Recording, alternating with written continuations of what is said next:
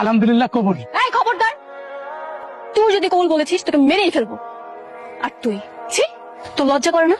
জেনে শুনে বান্ধবীর সংসার আগুন দিতে আসছিস? মেয়ে তুমি কে? তুমি একটা পবিত্র কাজে কেন বাধা দিচ্ছ? আমার হাজবেন্ড আমাকে না বলে, আমার পারমিশন না নিয়ে একটা বিয়ে করতে যাচ্ছে, আমি এখানে বাধা দিতে আসছি বলে আমি শয়তান হয়ে গেছি? তো তোর নামে মামলা দিবই, সাথে আপনার নামেও দিব। না না না না মাদান, আমি এসবের মধ্যে নাই, আমি গেলাম। তোমার না নিষেধ করছি, তুমি আমার ডিভোর্স দিয়ে তুমি আবার ফিরে আসছো কেন? হ্যাঁ, ও, আমি তোমাকে ডিভোর্স দিবার, তুমি এই মেয়েকে বিয়ে করে সংসার করবা, আমি তো কখনো হতে দিব না। একবার আমাদের জানালি না? বাবা আমি তো ভাবছিলাম যে বউনে আমি ডিরেক্ট বাসায় আসবো, আর মো তো বলেছিল আমাকে ডিভোর্স দিয়ে দিবে। আরে বৌমা বলেছিল ডিভোর্স দিবে, ডিভোর্স তো দেয়নি। আর বৌমা কালকে মাত্র রাগ করে বাড়ি চলে গেল, আর আজকেই তুই বিয়ে করতে চলে গেলি।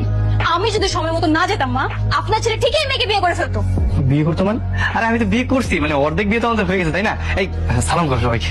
এই, কোথায় যাচ্ছিস তুই? সালাম করতে? সালাম করতে? হ্যাঁ, বের হ, এই বাড়ি থেকে তুই এখনই বের হবি, বের হ। বাবা তোকে কখনোই মেনে নিবে না। এই, মেনে নিবে না নিবে তুমি জানো? হ্যাঁ বাবা, তুমি ভাইকে মেনে নিবে না? না, মেনে নিবে না। বাবা আপনি নিজের মুখেই বলুন, আপনি যে কখনোই মেয়েকে মেনে নেবেন না। আমি কিন্তু অর্ধেক বিয়ে করে ফেলছি, আমাকে না মেনে নিলে আমি থানায় যেয়ে মামলা করবো। আরে না না না না না না, থানায় আবার যাবে কেন? ও তো তোমারই বান্ধবী, আপাতত কয়েকদিন আমাদের এখানেই থাকুক, তারপর না হয় একটা সিদ্ধান্ত নেওয়া যাবে। শোনো, এখনো তোমাদের ফুল বিয়ে হয়নি, ঠিক আছে?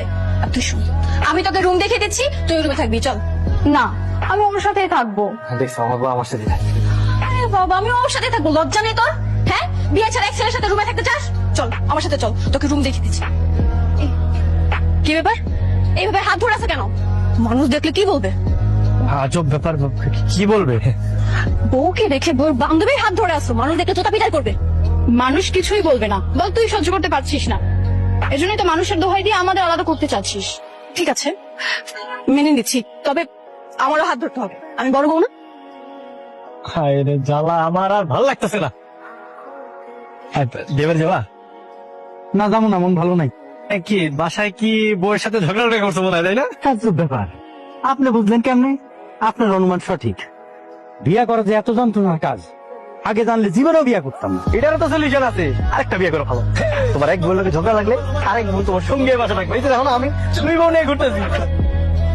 এই, রাস্তাঘাটে নোংরা করছিস কেন? হ্যাঁ, আচ্ছা আচ্ছা বলছি। আজব ব্যাপারে এরকম চিল্লাচিল্লি করতেছো কেন? ও তার একটু রিক্সা দিয়ে পড়ে যেত, নিজের ব্যালেন্স করার জন্য আমার একটু ধরতে, তার কি হয়েছে? হ্যাঁ জান, তুমি ঠিকই বলছো, কিন্তু আমার এই বান্ধবী নামের ডাইনিটা সবসময় উল্টা পাল্টা বুঝে। কি আমি ডাইনি? আজকে তোর আমি বাঁচাচ্ছি। আরে আরে থামো, আরে থামেন। শালা যেইখানে যাই সেইখানে বিয়ে নেওয়ার শান্তি। আজকে এই জীবন আমরা আর কেউ রাখবো না, আজকে সব অশান্তি দূর করে দিব। শান্তি। বেশি কথা পাইছো? ঠিক আছে তুমি? আমি ঠিক আছি। আরে বাপ রে বাপ, আমার উপর পরীক্ষা পড়ছে, আমাকে না তোর ওখানে পড়ে আছে।